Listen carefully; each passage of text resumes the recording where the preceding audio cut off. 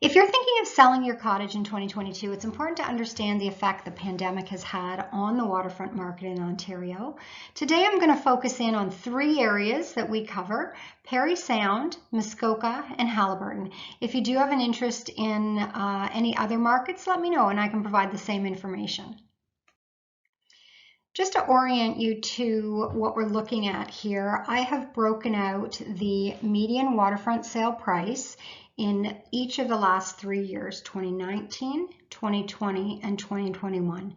And that is by area. So we've got the same three we had on the last slide: Muskoka in gray, Parry Sound in green, and Haliburton in mustard. And in addition to that, I've also broken out the big three lakes in Muskoka, which are Rosso, Muskoka, and Joseph, because they really drive pricing in the region. You'll notice that if we look at the median price, we see increases in 2020 over 2021 of about 20% in all areas. And then things start to get a little bit different in 2021.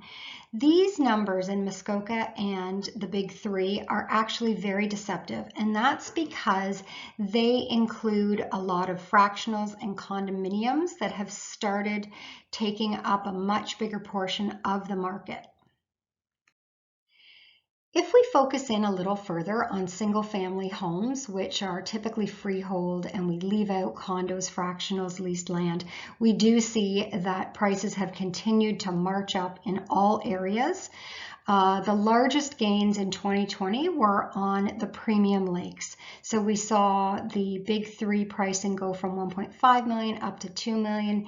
And in 2021, it continued to go up, and we're now sitting at 2.4 million.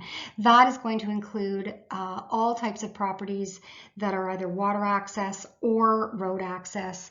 Again, freehold, leaving out all those condominiums. These, of course, feed into the region of Muskoka. And so in all three regions last year, we saw gains of about 20%.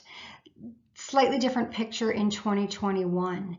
And part of that is due to the fact that we've seen a lot of buyers moving to areas that have been historically lower priced, which are Parry Sound and Haliburton. And so we didn't see quite the same gains in Muskoka as we did in those two areas, which went up about 40% last year. So right now we're looking at median prices in Haliburton and Parry Sound around 800, 1.1 in the District of Muskoka, and as I said before, 2.4 on the big three. So what's driving these incredible price increases? It's simply a matter of supply and demand. There is not enough supply to meet the demand. For many years, we've seen the number of listings continually drop year over year.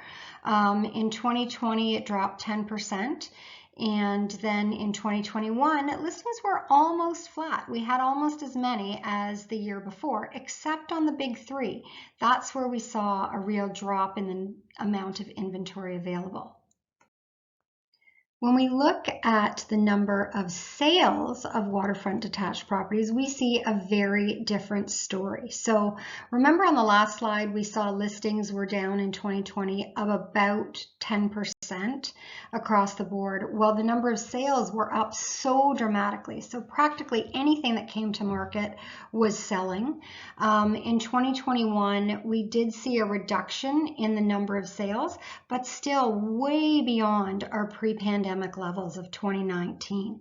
I'd say this reduction is largely due to a lack of inventory. So we saw a very tight market. Practically everything that got listed was sold.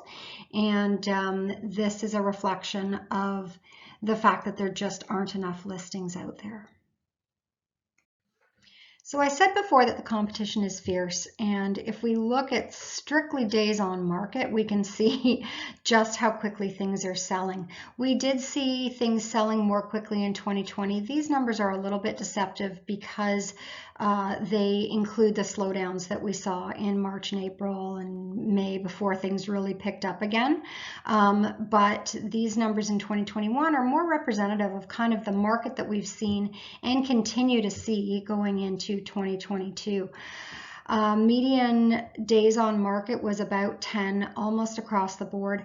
I would hazard a guess that if properties had not been holding offers, we would have seen these numbers even lower. Properties are getting offers very quickly and selling oftentimes before buyers even have a chance to get out and see them.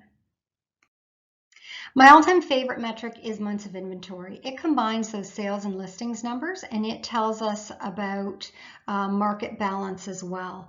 It basically reports how long it would take to sell the current inventory at the current rate of sales. And the way we look at market balance is anything between 4 and 6 or 7 months of inventory is what we call a balanced market that favors neither sellers nor buyers. Anything below 4 months of inventory is going to be a seller's market, and anything above 7 months of inventory is going to be a buyer's market. Looking at 2019 in green, we see a pretty typical pattern where the months of inventory drops through the summer months when things are selling quickly and we're seeing a lot of listings, and it goes up through the winter months. 2020, we saw that typical pattern starting the year. Things stalled a little bit and we had a few extra months of inventory than usual in March and April. And then in May, things picked up again. Once we got to June, we are firmly in seller's market territory, and that continued right through December. We didn't see the usual bump up at the beginning of 2021. Instead, we see a very, very strong seller's market all the way through 2021. Here we are in purple at the end of December 2021, and we are still firmly in a seller's market. You can look at the different regions. We've broken out Muskoka, Haliburton, and Parry Sound. They all show basically the same trend. If you are thinking of selling this year, please reach out soon. We want to have the time to discuss all of your options with you so that you can think about it and make informed decisions. It takes a while to bring a property to market for maximum exposure and maximum price. My husband Derek and I would be happy to chat with you about your options so that we can take advantage of the spring market. I'm Lauren Muskoka, and we're only ever a click or a phone call away.